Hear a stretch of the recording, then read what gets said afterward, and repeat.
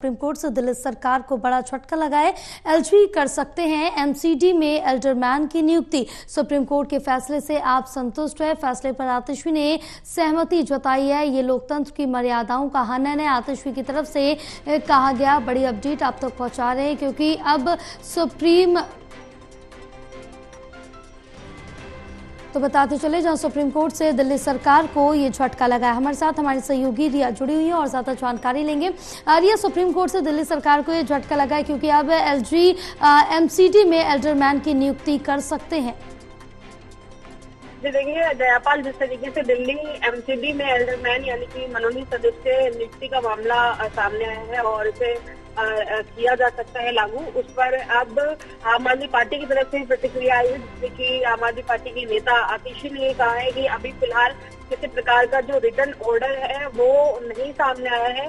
वो जैसे ही आता है पहले उसे स्टडी किया जाएगा यानी कि पढ़ा जाएगा।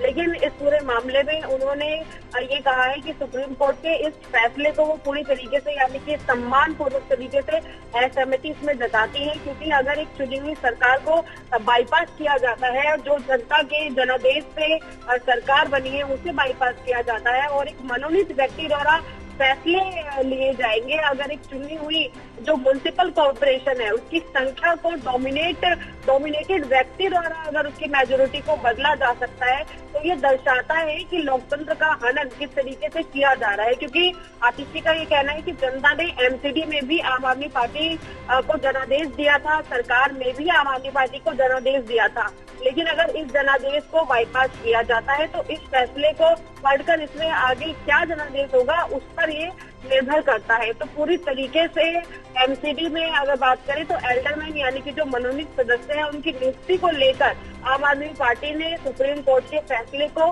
सम्मान पूर्वक असहमत बताया है, असहमति करार दी है और एक तरीके से लोकतंत्र का हनन कहा है, क्योंकि दिल्ली में एमसीडी की सरकार भी एक बड़े जनादेश के साथ बनी और दिल्ली तो सरकार है वो भी एक बड़े जनादेश के साथ में बनी। तो ऐसे में किसी भी डोमिनेटेड व्यक्ति द्वारा इस तरीके से मनोनीत नहीं किया जा सकता है। अगर जनादेश हटाया जाता है, बाईपास किया जाता है, किसी लोकतंत्र का हनन होगा, ऐसा आम आदमी पार्टी का इस पर कहना है।